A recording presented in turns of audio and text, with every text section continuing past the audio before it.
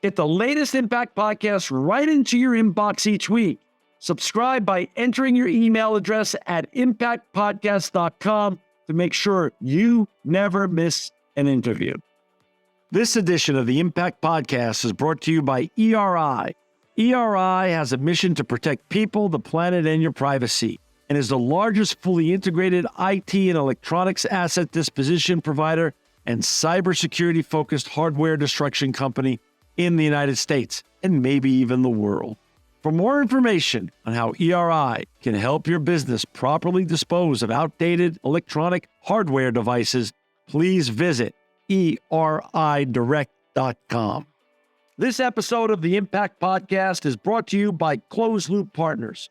Closed Loop Partners is a leading circular economy investor in the United States with an extensive network of Fortune 500 corporate investors, family offices, institutional investors, industry experts, and impact partners. Closed Loop's platform spans the arc of capital from venture capital to private equity, bridging gaps and fostering synergies to scale the circular economy. To find Closed Loop Partners, please go to www.closedlooppartners.com.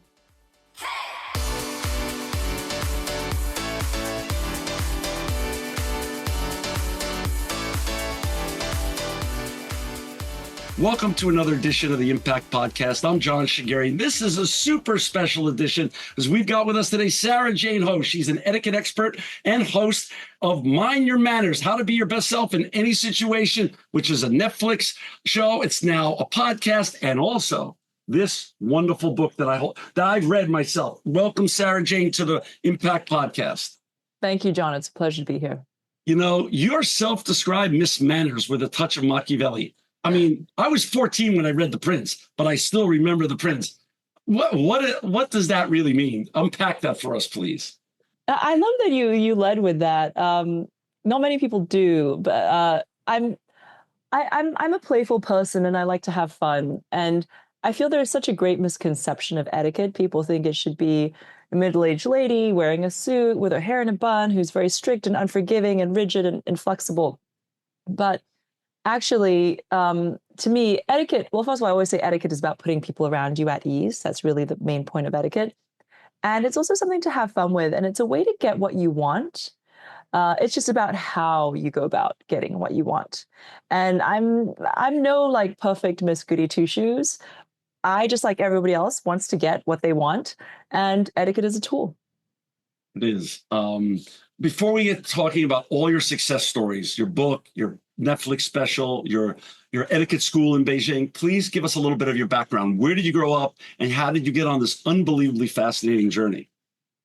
Yeah, I grew up in Hong Kong. I guess you could say I'm third generation Hong Kong. My parents were born there. My grandparents fled from southern China because, well, one side fled because of the Japanese, the other side fled because of the communists, fled to Hong Kong. So I grew up in Hong Kong, which when I grew up in Hong Kong, it was actually a British colony. Right. The Brits prior did what to they're good 97. at. Prior to 97. Yeah. And in 1997, it was handed over to China. And so I've always seen myself as sort of, quite Western, but also very Chinese. And I kind of play to both sides, depending on which works in my favor, depending on who I'm with. And a lot of people who grew up in Hong Kong feel that too. It's sort of a blessing and a curse to be between two, very different cultures. When I was 14 years old, I came over to the States. I went to Exeter, New Hampshire, and I went to boarding school, Phillips Exeter Academy, where I was a year behind Mark Zuckerberg. And then I went off to Georgetown, worked in New York for a little bit, and then went to Harvard Business School. And when I graduated from HBS in 2012, I had my first real sort of entrepreneurial business idea, which was to bring the concept of a Swiss finishing school to China. And so I moved to Beijing. I opened up an etiquette school, not for kids. It was for adult ladies. And, I felt like China had, I often say no other country has gone through so much change in such a short amount of time as China.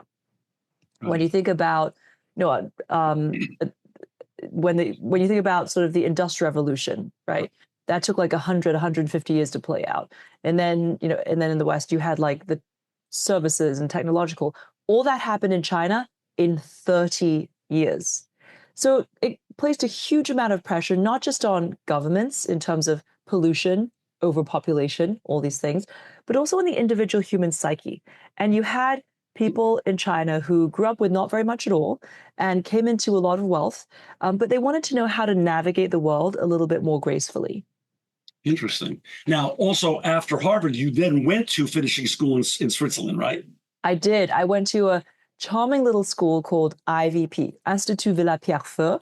Oh, And I think CNN or BBC called it the finishing school that refuses to be finished. okay. And because it's a dying breed. I mean, back in the day, women couldn't go to college, right? It wasn't that long ago that women could not go to university. And so to complete their education, to finish their education, they would go to a finishing school where they'd learn how to be a hostess, how to throw a dinner party, how to sew, iron a man's shirt, right? All these sorts of things, which a lot are very outdated, but some I think apply to anybody and everybody, no matter where they're from or what age you are or what gender you are. And it's really, again, how to put people around you at ease.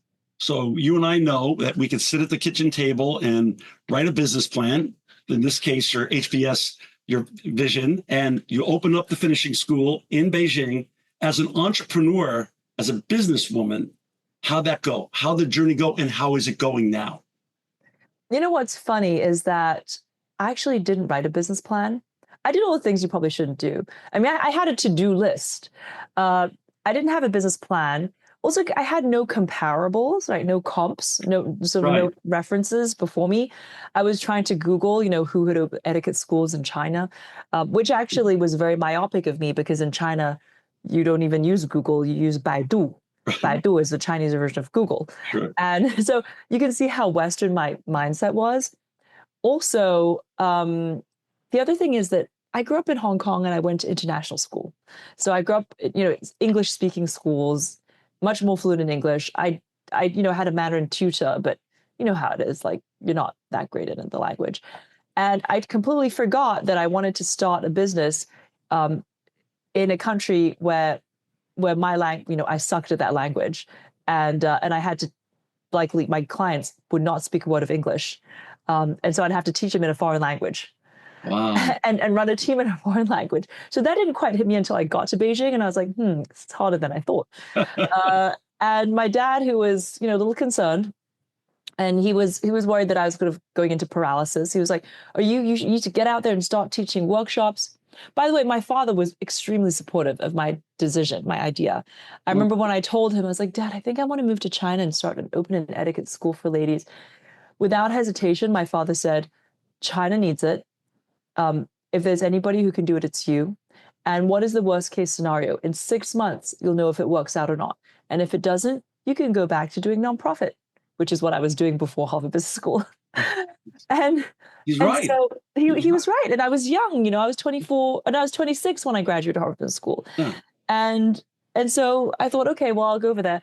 And when I was over there, my dad, he was like, what are you doing? What are you waiting for? Get out there, teach workshops. And I was like, no, like I still haven't got it right yet. My dad said, your strategy, and actually this is something that I learned at Harvard Business School. He said, it's not a defined strategy. Your strategy is an emergent strategy. It will emerge as you go, right? So there's some businesses where you kind of wait till the strategy is perfect before you launch. But then there are other businesses like tech businesses where you have version 1.0 and, 2.0. Right. And he came over to check up on me because he was a little concerned. He came over with my stepmom. And every time my father's in town, we would look up an old Mandarin tutor of mine who used to be a professor at Tsinghua University, a very prestigious university in Beijing. And so we were all having dinner and she looked at me, she's like, why are you in Beijing? And I was trying to tell her my very broken Mandarin, what I was trying to do. I didn't even know how to say the word etiquette in Mandarin. Wow. And she looked at me and she said, your Chinese is not where it needs to be for you to do whatever you're trying to do. How about this? I'm going to send students from Tsinghua University to your house. You give them free etiquette lessons, and they can help you edit your PowerPoint and your teaching notes. Sounds like a good trade to me. So for weeks, that's what, I had students, and, these are top students at the top university in Beijing, traipsing over from Haidian district down to Sanlitun, which is where I lived. And I had a white wall and I would project up, how to have British afternoon tea. And that when you eat a scone, you should first spread the strawberry jam, followed by the clotted cream. You can imagine the looks I was getting from these kids. Like they'd never had a scone before in their lives. And so I was like, like, am I totally, I mean, am I like off like a whole wrong path here? But you know what? They edited my teaching notes, edited my PowerPoints, and then I did the thing that is the best way to learn a language, rote memorization. Oh, So then I spent the next couple months just memorizing all of my 30 modules of my hostessing course. wow. And you could say British afternoon slide 15, and I just jump in there like a tape recorder. Was that always your superpower of yours, your memory? I wouldn't say, it just comes from rote memorization. And I always over prepare. Like for Harvard Business School, before that interview, I went online, I found the 30 most asked questions in Harvard Business School interviews. And I wrote out, I had like a 10-page Word doc with all my answers, and I memorized them. And when it came to the actual interview, out of the 10 questions they ask in a half-hour interview, there were only 2 questions that I didn't already memorize. Wow. So I just applied the same thing to, this to my etiquette school. And then I opened my doors in March of 2013. I remember I was very lucky actually, because I moved over there in October of 2012. It took me a couple months to get set up. But sometime in late November, I'd sent out an email to everybody I knew saying, I'm planning on opening an etiquette school and I'm looking for associate partners. So if we can partner in any way, doesn't matter what you are, what brand, what service you have, I'm looking for work associates. And somehow this got forwarded around. And one day at the end of November, I got a random phone call on my cell phone, and it was a young woman speaking Chinese very quickly. Oh. And she said, we're such and such a media outlet, newspaper. I heard you're teaching etiquette. We want to come and observe your class. And I remember I was in a taxi. I was in a Beijing taxi, and it was very rough and noisy. And I was like, oh, what's good? It's like, and she said, oh, we're coming out with an etiquette piece for Christmas. So we want to come in the next 2 weeks to observe your class. And I just done a workshop, but I didn't quite have another one planned yet. And I was like, well, what? I was like, sorry, can you say what newspaper outlet you are again? And she said, 金融时报. And I was like, sorry, can you say it again? She goes, 金融时报. And I was like, I said, can you text me your email address? And then I can follow up with you by email, because I knew the email would have. Right. And it was blah, blah, blah at ft.com. No. Financial Times. Oh, I know what FT is. And when I saw that, I was like, all right, I'm going to create a workshop. I'm going to announce a new workshop just for them. Right. And so it was a little bit of kind of, fake it till you make it. Right. But, I then announced a workshop. I told them, I remember it was December 4th. December 4th was the workshop in Beijing. Because she was like, I'm going to fly down with our chief bureau editor, who is Patty Waldmere. And she was based in Shanghai, and the girl calling me was her assistant.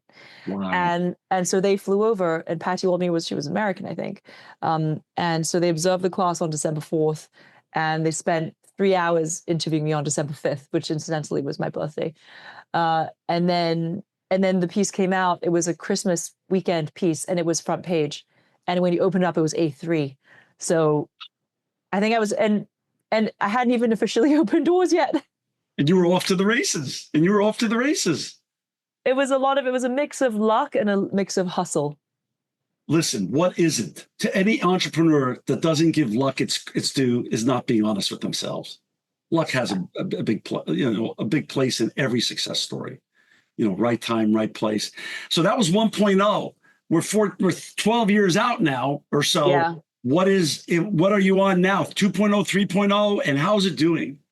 So then I opened the Beijing school, and then I opened a second school in 2015. So 3 years afterwards. So I had a Shanghai school, and it was a villa in the French Concession. And so I was flying back and forth, and it was crazy. I mean, I was so busy. I didn't even have time. I just lived out of a suitcase permanently, because I was also getting requests to travel around mainland China to different cities. And I love experiencing new cities through my work. Right. So it was a lot of business trips. And then COVID happened. Oh, and then in 2018, a Singapore-based production company called Beach House Productions found me. They just emailed me my info at whatever email. And they asked to have a call. And they said, well, we think what you're doing is kind of interesting. Do you mind if we pitch you as an idea to some streaming platforms? And I said, sure. And lo and behold, they pitched Netflix. Netflix was like, we like it. We want to Americanize it. We want to make it a makeover reality show, kind of like Queer Eye or Marie meets Marie Kondo. Sure. And then COVID hit. We were actually supposed to shoot January of 2020, but COVID hit China. And then so we were in kind of, everything was in limbo. My business was in limbo because China had these very intense lockdowns, and people couldn't even, traveling across provinces was like a 14-day hotel quarantine, which nobody wanted to do. So everybody's very afraid. My business really, it was tough doing business during that time. And then we ended up shooting the show in Sydney, the Netflix show in Sydney in end of 2021. They managed to get me to Sydney, and it was incredible. It was such an amazing experience. It was an incredible crew. It was really, really amazing. And then it came out 2022. And what I'm most grateful to for the Netflix show is that it gave me the opportunity to pivot back to the US. Right. And I love China. I mean, I was in China in the most exciting times, 2012 to, basically for over a decade. Sure. But I do feel that for people, it's like I wanted to go into version 2.0 of myself. And for me, I needed some personal growth. And whether that was a change of scene or a change of something, I don't know. But what the Netflix show gave me was US opportunities. And so as of a year ago, I then moved to LA, and I'm doing more teaching in LA now. Well, not LA, but the whole of the States. But I also launched a feminine care brand made with traditional Chinese medicine. And that's also, I mean, in my Netflix show, you saw as part of the makeover for my students, I would take them to do traditional Chinese medicine, acupuncture. I'd feng shui their homes because I grew up in Hong Kong on herbal remedies, Right. and with feng shui masters running around my house since I was like 4 years old. So it was very natural for me then to, a good friend of mine, my friend Annie, she's Taiwanese, and her family business is traditional Chinese medicine. She went into early menopause at the age of 35, Wow. which led to major vaginal dryness and then vaginal itch. And she tried everything, injections, lasers, this, that. Nothing worked until one day she had a vaginal massage with a traditional Chinese medicine cream, a TCM cream. And when she shared this with me, I said, you know what? You're probably not the only woman going through this. I convinced her to quit her job. At that time, she was president of Diesel Jeans for Asia Pacific. Wow. Prior to that, she was CEO of Stella McCartney Asia Pacific. Oh. So I convinced her to quit her job, start Anti-Vorta, which is our feminine care brand together. Because for us as international Chinese women, she studied in Chicago, so she's a similar background to me. We felt that as international Chinese women, we want to take what makes us healthy and happy from our culture and share it with women around the world, and to create the first global Chinese beauty brand, because you actually can't think of one. Right. We want to make a Chinese beauty brand and wellness brand that is desirable to women in New York, London, and Paris. That is our dream. And so we spent 2 years formulating this, launched a year ago. And that's also why I now spend a lot of time in LA pushing the brand forwards. We got greenlit for QVC. So you're going to see me on air this month. Wow. Congratulations. Thank you. Huge. That's huge. Yeah. And so where's Annie now? Where does Annie live or work from? And you work from LA. She works from where? She's in Taiwan, because that's where all our factories and formulations are. Right. Now, there's a couple things I want to circle back to. First of all, when you launched Anti-Vorta, did you write a business plan for that? Did you and Annie write? Yeah. Oh, you did. Okay. So many. Yeah. Got By the way, in between Anti-Vorta and that, I also tried launching 3 or 4 other businesses, which I also wrote business plans for, and some I maybe just ran for a year, some never took off. But between the successes, there are lots of failures.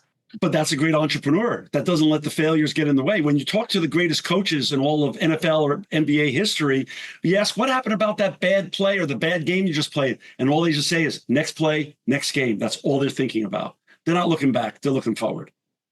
Yeah.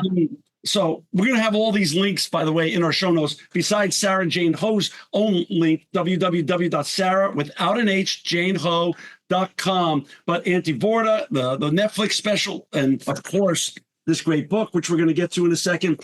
All right, before we get talking about Antivorta, which I want to talk a little bit about more, because that makes so much sense. Because if you think about the greatest beauty products coming from Japan and South Korea, why wouldn't now China follow? Why wouldn't China follow? Yeah, it's interesting. I mean, Western medicine is about fixing symptoms, but there's always some side effect. Right. And Chinese medicine is about prevention. Right. And for us Chinese, the way we live, like food, we see food as medicine. Right. So even actually right now, what I'm drinking, you can see it kind of looks like a tea, but I make this every morning and I put it in my rice cooker. I have ginger, sliced ginger, red dates, and goji berries. And I boil it for half an hour. And I drink it every single morning. And it's good for my feminine health. It's just good for my overall health. It's good for my energy because of ginger. It's warm or hot? Do you drink it warm or hot? It's warm hot. Or hot. Got it. Yeah, it's hot. That's why it's in this Soho Grand Hotel mug. Okay, I love it. Let's go back to etiquette. So you're now doing some of your consulting and etiquette practice here in the United States, while you're also partnered with Antivorta. Let's go back to etiquette. It seems as though there's been an erosion of etiquette in so many ways nowadays. So if I was to ask you, what's your biggest etiquette crime or no? Because I have a couple, and I want to hear yours first, of course. Oh, yeah. Clipping nails in public. Oh my gosh. Oh, that's so bad. The pet peeve. On every level. There's only two places that nails should be clipped, either in your own bathroom or in a nail salon. I mean, yeah, exactly. Where else should it? I mean, like, ugh. Yeah, not even in your living room. Like if somebody is, it's terrible. Because then the nails end up all over the place and you don't know where. Yep. How about public restroom stall? Someone brings a phone in and is talking at full level in a public restroom stall. And it's also incredibly unhygienic and disgusting. For me, whenever I go into before I go into public restrooms, I actually put my face mask on. That's so smart. I love it. And even on the airplane, like when I go into the restroom on the airplane, fish out my mask, put it on, and then I go in. There's actually science behind that. Yeah. There's huge science behind that. And especially after COVID, when everybody realized flushing the toilet. So Right. now, I always flush with the lid closed. Those are two social situations, business situation. How about people who ask for a Zoom or Teams call and then are off camera? What is that? Why are we doing this? You'd be surprised. A lot of journalists that I give interviews to do that. They send me the thing, but have camera off. I always make sure I'm camera ready. Unless I do a lot of really early, I do a lot of 5 a.m. calls because I have to work with Asia. Got it. In which case then but I always say, it's quite early over here, so right. I'm going to be camera off. I got it. But there are worse pet peeves than that. Over apologizing, I really do not like it when somebody over apologizes. When they're like, always like, oh, I'm so sorry. It's like, stop, gain some self-confidence. Like, stop putting yourself down by over apologizing. Flip-flops on a plane. Yeah. Let's see people's feet. Come on. So anyway, give us a couple of greatest hits, actionable items. One of the biggest things now is cell phones. I tell everyone who works with me, colleagues, no cell phone on the table, whether you're at a meal or whether you're in a business meeting. It just shows you care less about the people you're with. Is that true? Is that the way to go now? Well, so I always say etiquette is contextual. And John, you did tell me you're 62, which means you're a boomer. And boomers generally have more respect and manners for other people than like millennials or Gen Zers or, the younger kids. So I always say, like, if I'm with older people and I see no phones on the table, my phone is tucked away. But if I'm with young kids and everybody's phone is on the table, I don't mind. I'll put my phone on the table too, because I know that they won't be offended. Got it. Tipping has become this big controversy. How much, how often, and to whom? Again, I know, etiquette is contextual, and give us some of the greater, best advice on tipping right now. State of the art. Yeah, it's funny. I actually recently, about a month ago, changed my mind about tipping. So I always, at restaurants, I grew up in Asia. In Asia, we don't tip. And in China, if you tip, it's actually offensive. It's offensive to the waiter if you tip, because they're like, are you saying, Right. it's like disrespectful. And so it's very different from the States. And by the way, in the States, tipping came out of slavery. Let's not forget that. Really? It was because Black people, yes, because I recently looked into it, because I'd done an Instagram reel on tipping and got a lot of like engagement, and then somebody had left that as a comment, so I looked into it, and it was a way to underpay Black people who were recently emancipated. Wait a second. I thought tipping stood for to ensure promptness. Am I incorrect on that? That's like your 21st century. Yeah. So it originated from out of, No kidding. really like abusing recently freed slaves. And so Wow. so, but so I, in America, I remember when I first came over here when I was 14, and I took a cab ride. I think it was like Boston to my school or something, and it was expensive. And I was like, I didn't have to pay 20% on top of this. I was like 14, and I did it. And I got yelled at by the cab driver, and I was shocked because I didn't know about tipping culture. It was my first time living in America. And now, of course, I know, and I always give like the 20% at a restaurant, whatever the minimum is, and Right. to your cabbies, etc. But then the recent controversy is around tipping for takeout. Right. And that's got a lot of people very peeved. They're like, I'm getting a coffee. How come there's an option for me to give 20%, 25%, 30% tip on top of my takeout of my, $5 coffee? Right. So that gets people really riled up. And you know what? So for me, if it's someplace that I'm familiar with, where I know the people, it's my neighborhood joint. They say, they say good morning to me every day. Like I give them a tip. But if Right. it's, somewhere I'm passing through, if I'm at the airport, whatever, then I don't necessarily. It really depends on my mood too. Right. But recently, I actually, even for the takeout ones, I always tip, and I tip generously. And because I feel that it's actually a mindset thing. Like if you get into a mindset of like abundance, and there's enough abundance in the world to go around. That's right. It's not a zero-sum game. Yeah. It's not a zero-sum game. And even if the service is a little bit wonky, still go with the 20%. If it's super good, go with more. But is that correct? I mean, I kind of just do a flat 20, unless it's, again, like some place that I really love going to, like a friend's restaurant, then I'll always, if I know the owner and they they gave me a dessert or whatever, then I'll maybe go over, but I just stick to 20%. Etiquette equals social fluency. Explain. Yeah. There's something called reading the air that I talk about in my etiquette book. And it's from a Japanese phrase. I guess you could call it a vibe check in America. But actually, we just say reading the room in America. Yeah, reading the room. Reading the room. And it's when you go into a situation and you see, you can feel the energy, you can feel the vibes. And it takes a sense of self-awareness and sensitivity to be able to read other people's energy. And so, and to me, social fluency, it's really about being able to move between cultures or move between social groups with great ease. So you're a global citizen, obviously. You've lived all around the world and still live all around the world. But you like to talk about living locally and living like a native, even though you're a global citizen. Yeah. When I grew up, my mother's biggest motto was live like a local. And it didn't matter like where we were, if we were on vacation or had a question or this. My mother would say, what would a local do? Live like a local.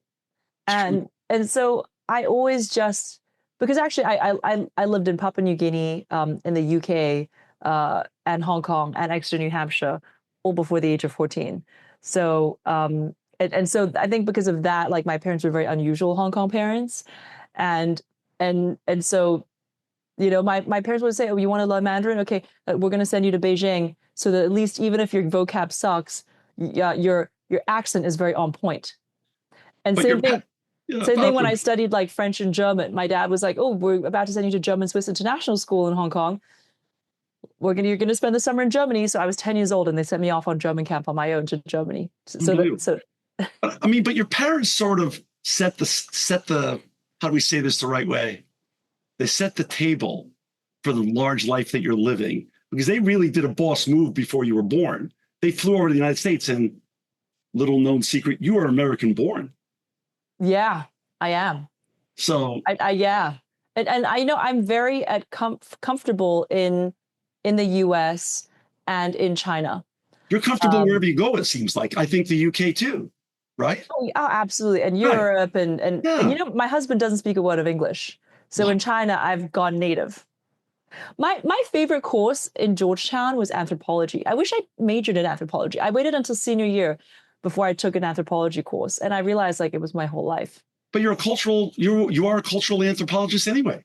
Yes, I guess you could say that. I mean, right. But it's so funny. Your husband doesn't speak a word of English, but I've heard you speak before on podcasts or other places that you're actually learning or have learned the dialect of Chinese where he's from. Yeah. So, remember I moved to China in 2012 and I didn't have a tutor. I mean, I just kind of threw myself in because I had rote memorization. I was doing immersion every day, right? My team didn't speak English, my clients didn't speak English. And even my girlfriends there, even if they studied in London or studied in the States, they don't speak English when they're back home. Everything's in Mandarin. And because I was very open-minded and I love speaking with different people, I was learning very quickly. So people who would see me every three to 4 months, their first reaction would be like, oh my gosh, your Mandarin has improved so much. Like they could see that improvement. And obviously dating, what better way to experience like local culture than to date local people? And I was always being set up by even my etiquette students would like set me up with their brother-in-laws or whatever. And they didn't speak English either. So, and yeah, so it was quite funny. And my accent, like very, very quickly, I'd say maybe 4 or 5 years in, if I met new people in mainland China, they wouldn't believe that I didn't grow up in mainland China. Because they would say your Mandarin is too good. And usually Hong Kong people, when they speak Mandarin, they have a terrible accent. It's like, I mean, it just sounds awful. Like you can tell people somebody's from Hong Kong when they speak Mandarin. Right. And they'd be like, there's no way that your Mandarin's this good. But once they met my parents, they'd be like, oh yeah. She's from Hong Kong because her parents' Mandarin is so bad. Oh my gosh. So wait a second. Are you okay? So now let's go back to Antivorta. You launch Antivorta. You already have the Netflix show. You already have there it is. And what does Antivorta mean, by the way? It means goddess of the future in Roman mythology. Whoa. We wanted a name that would transcend borders and show women that of a brighter future to come, that the future is in your own hands, really. How's it going? When you wrote the business plan numerous times with Amy, is it going to plan, or where did it make twists and turns? Is it doing better a year into it than you thought it would be, or where are you in the journey? Let's just say that. John, nothing ever goes as planned. It's back to Mike Tyson's quote, right? And your plan is only as good as the flexibility built into it. It's really so true. One thing, when they talk, remember, of course, Malcolm Gladwell, the 10,000 hour rule. But when you really study the great ones, I'll use sports as an analogy because I'm a sports guy. So if you look at Brady, Jordan, any of the great ones in any sport, when they talk about what makes them great, it comes down to 2 words: pattern recognition. So when I think about you and everything you've done, in a very young life, you've exhibited a lot of bravery and courage in what you've done, and you've put yourself in the position where you've done things over and over again in terms of social fluency, in terms of meeting people, being in strange lands that you make them native to your own. Is part of great social fluency pattern recognition. So reading the room comes from forcing yourself to be in the room to start with, and therefore you just get better at it as you do it and as you actually practice it. Absolutely. And you want to put yourself in uncomfortable situations, not like that are in your danger, but where you're meeting people who are really different from you. Right. And whether it's people from different countries or different industries, right? You feel like, oh, I know nothing about this industry. I maybe shouldn't go to that event because I won't have anything to talk about. No, actually you should go because then you have something to learn about. Right. And I'm with, I meet, my husband's a bit older than me. And so I meet his friends who are much older. And then I also am friends with my husband's friends' kids as well. So it's really funny. And they see me as kind of like they see me as one of them as well. I remember when I shot my Netflix show in Sydney, and I actually think I had this as an anecdote in my etiquette book. I was 35 when I was shooting my Netflix show in Sydney, and after we wrapped, one of my Chinese girlfriends, she was like, "Oh, look at my brother! He's throwing a party in Sydney at their beautiful home." And so I went, and it was like his graduation party for college. They were all like 21-year-old boys, and some of their girlfriends. And I was literally just there shooting the shit with them. And I was also like hanging out with the girlfriends. And then I think it was only like near the end of the party where we were talking about age, and they asked me, and then I kind of let on that I was 35, and they were all in disbelief. They were like, "Oh my God, we don't feel that you're like that much older." I stumbled into it. I didn't do it as part of a plan or anything like this, but you seem to have mastered the art of up and down. And I call the art of up and down in that you have friends and relationships from teenagers to people in their 70s and 80s, and every decade in between. Doesn't that make for a richer career and a richer life as a whole, and also keep you better informed and more relevant to start with? Yeah, absolutely. And I'm a curious person by nature. I'm a Sagittarius. So I'm also very social by nature. And the way my parents raised me was that you have something to learn from everybody. That's right. So it Really doesn't true. matter. Yeah, it doesn't matter who they are, and you have something to learn from everybody because you haven't had their life experience. And also you can learn what to do. And sometimes from people you can learn what not to do. Exactly. Right? So if you and Annie are on the phone today, talk about what you're talking about. Like where is Antivorta right now in terms of its scaling? Because 1 year is still a very, very young, it's a startup still. We're a young brand. Yeah. And we were on the phone right before I was on the phone with you. So awesome. We're on the phone every day. Right. Well, tariffs. Today we talked about tariffs and how we should speed up production. Okay. Because right now there's a grace period for tariffs. Our products are made in Taiwan, which is actually considered Taiwan has maintained a lot of the most traditional Chinese medicine formulations. Right. And but it's very friendly with America. But even friends were not exempt from being like given extra tariffs. Right. So now there's a grace period. We were talking about going into production immediately to create more so that we can import more before we know, before who knows what happens. Right. So we were balancing the budget and trying to figure out production and supply chain and all of this and how to, sort of streamline our logistics. Right. Annie, she runs operations. I'm more like BD and marketing. Right. Where's the sales? Where's the heat coming from? US? Is it coming from China? Is it coming from different? We're selling in the US. US. Got it. But we also ship to about 7 or 8 other countries. But our focus is the US because I'm also here in the US. Are we allowed to talk about the announcement that we talked about off the air about the next round of sales coming? Yeah. When are you airing? We'll air when you want us to air. We'll do it. We'll get it out whenever you want. We're here to support. Yeah, I think, I will be on air on May 30th for QVC. How exciting. So, and thank you. The QVC audience is a 55-year-old female. So she's in menopause, right? And what's interesting with our product is that menopause is having a huge moment right now. Right. And vaginal dryness and vaginal odor are 2 of the 34 or more symptoms of menopause. Right. So I'm a millennial. I'm a mature millennial. So is Annie. We initially thought it would just be for other girls kind of our age. But then when the customer data came in, we saw, wow, 70% of our customers are over the age of 45. Wow. 55% are over the age of 55. Wow. And at the same time, as all this Oprah doing her menopause show, like all these Naomi Watts saying how she went into menopause at the age of 37, Holly Berry talking about her vaginal atrophy on Trevor Noah's podcast and how it was a vaginal atrophy from menopause and how it's misdiagnosed as herpes. Okay. So literally this flood of information is coming. And I feel very lucky and grateful that I'm being educated on all this as we're doing the brand. And we're realizing that our customer is really a menopausal customer. Wow. And she's been massively underserved and silenced and, stigmatized. Menopause is 2 chapters in medical school. So a lot of even OBGYNs they don't know enough about menopause. Isn't menopause, it seems like, I have a daughter that's your age and I have a granddaughter. It seems as though menopause young ladies are starting their period earlier and actually starting menopause earlier than ever before. I mean, that's Absolutely. And it's kind of scary. I mean, my generation, we all got our periods at 13 or 14.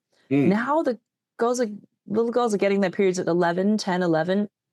And then there's, our lifestyles are very unhealthy now, right? There are all these stresses that are bringing on right. early menopause. And even a lot of my girlfriends who are my age, like in our late 30s, one of my girlfriends just the other day was like, you know what? I woke up just sweating like crazy the other night. And I was like, was it a week before your period? Because if it's a week before your period, that's a night sweat. Right, right, right. Acupuncture. I know you're a big fan. My daughter couldn't get pregnant, started doing acupuncture, has 2 children now. This is Yeah.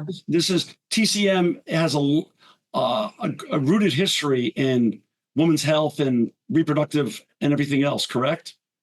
Yeah. And that's why when you asked me, do I drink my drinks hot or cold? Right. Only hot. And that's also for feminine health. It's very important. Your uterus is very important. In fact, in TCM, we say that a woman's health begins in her feminine health. Like your period is a report card of your health. Mm. Are you regular? Have you a light flow? Do you have cramps? Are there blood clots? All these things point to your feminine health. And your uterus, you want your uterus to stay warm.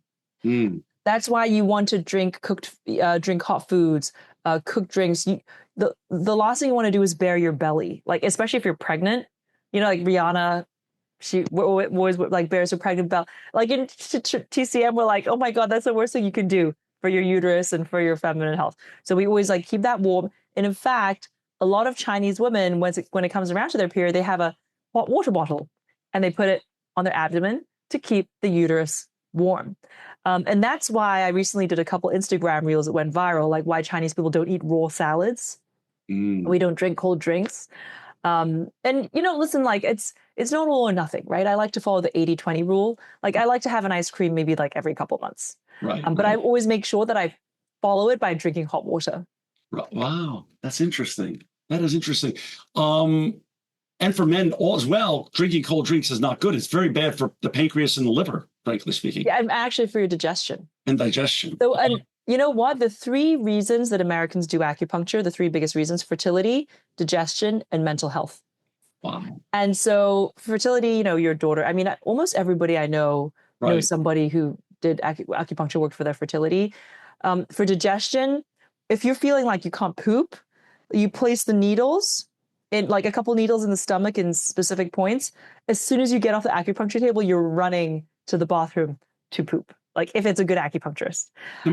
But why even do that when all you need to do, just drink, if you're clogged up, drink hot water for 3 days. That's so true. I mean, and that seems to be more of a woman problem than a man problem, being constipated. So I would assume that really helps. It's both. It's both. It's both. You're right. It's both. And then mental health is where you put needles. If you can't sleep, you have insomnia or anxiety, you put needles in the head. I have my acupuncturist do that. Needles in the head are like a must on every visit. Same. It's just the best. Let's just hope common sense is going to prevail with tariffs. China and U.S. are meeting this week. Let's get beyond that. And you're going to be on QVC. What's you and Annie's hope and dream? Where's this when I have you back on the show 3 years from now? Where's Auntie Vorta? My dream is that every woman has Auntie Vorta on her bathroom cabinet. Okay, that's great. Whether it's our wash, our wipes, or our sprays, because our products don't have to be just used for the vulva. Our customers love to use as a body wash or even a face wash. And we are so clean. There's an app called Yucca, Yuka, yep, where you scan the barcodes and check the safety ingredients. We're 93% on Yucca. We're one of the cleanest feminine care brands out there. By the way, like if you're 60% on Yucca, it's considered good. We're 93%. I eat it most of the time plant-based, 80%, 85% of the time. I know your Auntie Vorta is also vegan too, right? Yeah, we're vegan. And I mean, it just... a lot of people with very sensitive skin, if they have psoriasis or eczema or reactions to this and that, they end up using Auntie Vorta over their whole body because awesome. It just works for them. What was the aha moment to writing this wonderful book here, Mind Your Manners? Everyone should buy this book. We'll give a link, obviously, on your website. There's links, the SarahJaneHo.com, Sarah without an H. But this book is just an amazing book. I learned so much from it. I grew up reading Judith Martin and Emily Post. Where was your aha moment? Were you happy with the finished product? This is just, I think, an amazing book. Well, in 2022, 25 million people, the whole city of Shanghai, were put into lockdown. And it was, I don't know if you read about that. It made a lot of headlines. Yeah, of It was course. supposed to be a 4-day lockdown, ended up being a 60-day lockdown. And I already knew in the very beginning, I was like, this doesn't feel right. I was in my apartment, very bored, very frustrated, and kind of emotional. But then I thought, you know what? I'm going to turn lemons into lemonade. What is it I can do right now? So in 60 days, I wrote a 60-page book proposal. I found myself a literary agent in New York City, Jill Grinberg. She's amazing. I found myself a ghostwriter, Dawn Durzel. She's amazing. And we put together 60 pages. And by the end of that, I had a advanced book deal. I already told you before we went on air how much I love this book and how much I learned that I'm buying. I want at least 24 of these to give away as gifts, not only to our listeners and viewers, but to friends and family, because everyone can learn to have better social fluency. This book's just amazing and wonderful. You've recently launched a podcast, Mind Your Manners. It was launched, April 8th. I think you've had 5 episodes. I think I'm your number one fan. I've listened to 4 of them already, actually 4.5. Talk about that. Do you enjoy being on the other side of the microphone? Thank you, John. I actually really do. Podcasting is something that I thought about for a while, and it's also partly why I moved to LA, because I wanted to push the podcast project forward. Yeah, I've always just loved conversing with people and learning about their worlds, and being able to do it in a podcast format and to share it with my audience is really powerful. And I think also what I didn't anticipate was how transformative doing a podcast has been for me in terms of my personal growth. We have some really interesting guests coming up. We have an expert on grief. Wow. And she lost a son to suicide. And I lost my late mother to cancer. And even just prepping that outline and, thinking about it, like, it's actually very healing for me. So we'll see where the podcast goes. So far, it's been pretty well received, and I absolutely love doing it. It deserves to be well received. It's a great podcast. I'm 62. I don't think I was your demographic when you launched a podcast. I will be listening to the podcast. We'll have a link in our show notes to the podcast as well. I think it's amazing because I think you're a great interviewer, but you're covering topics that aren't typically covered. I loved your episode on gray hair. I mean, who doesn't worry about gray hair?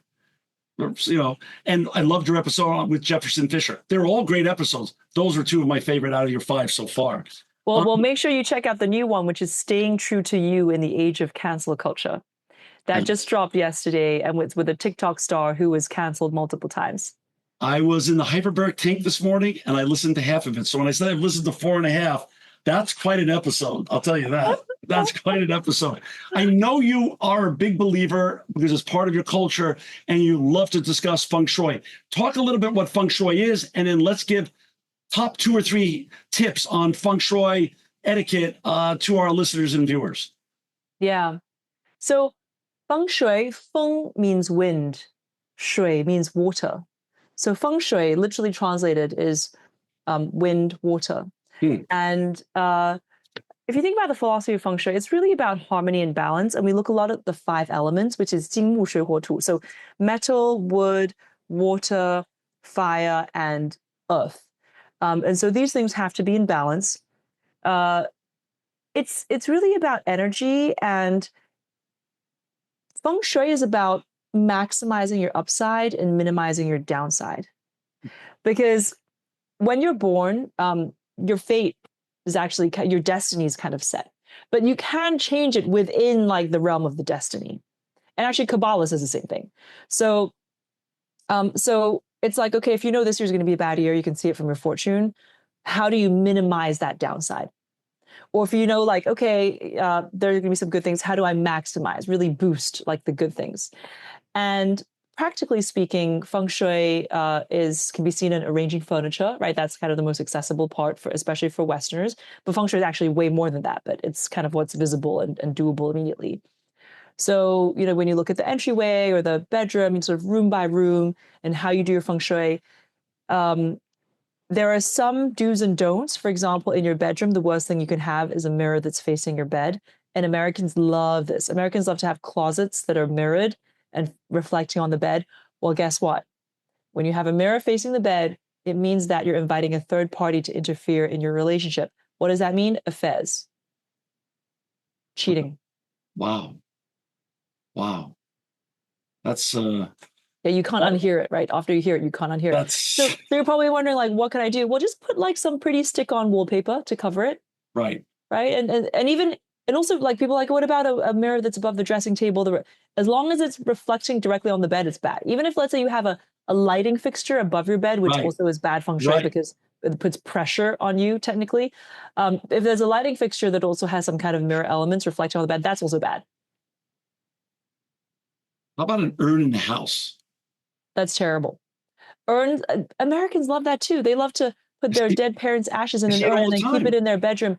It's bad for you and it's bad for your dead parent because in feng shui we talk about yin and yang. So Right. yang can be interpreted as the masculine, the sun, the strong, the bold.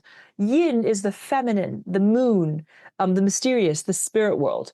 And you want to have a balance of yin and yang, but generally speaking, as humans, because we're alive, we have more yang. And if you bring in anything from the spirit world, like ashes or bones or even dead artifacts, that's yin. Now, if you have too much yin in your home, it means there's stagnation, there's illness, there's misfortune. No urns in the houses. Let's just say that.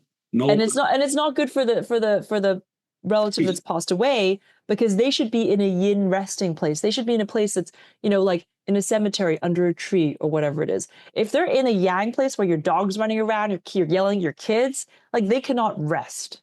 The spirit will never rest. That's right.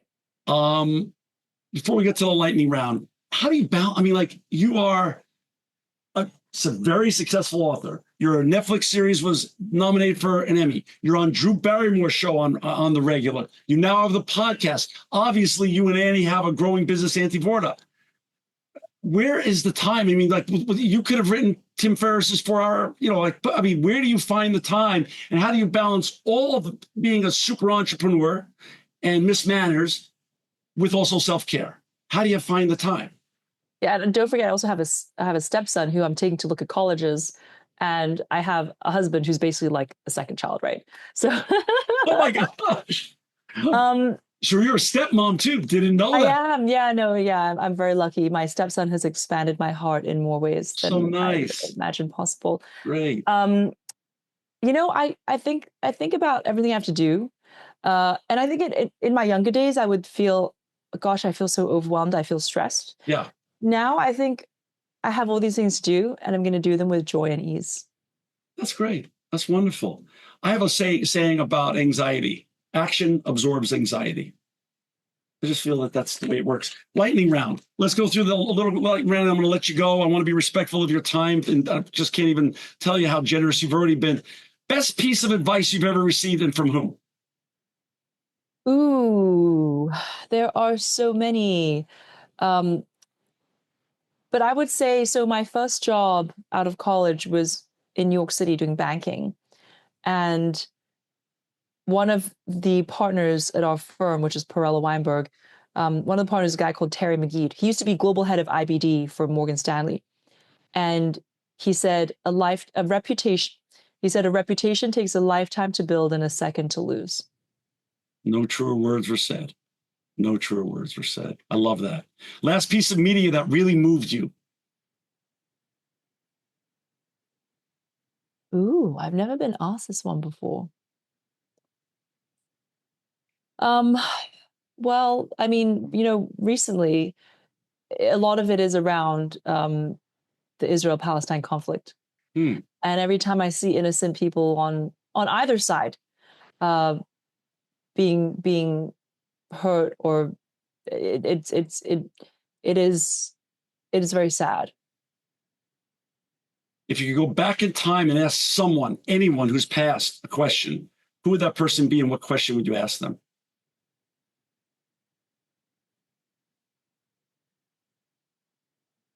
Something I don't actually have an answer to that question because I have no regrets in life. And I never think like, oh, I wish I could have asked somebody, or I wish I could have found out that.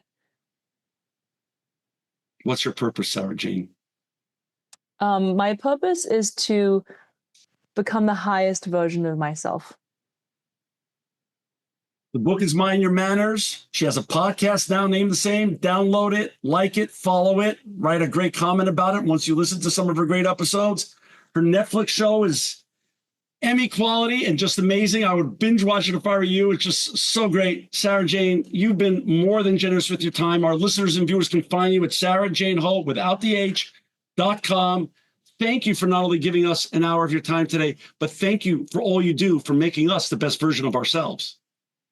Thank you, John. It's a pleasure. I'm very grateful to be on your podcast. This edition of the Impact Podcast is brought to you by Engage. Engage is a digital booking platform revolutionizing the talent booking industry.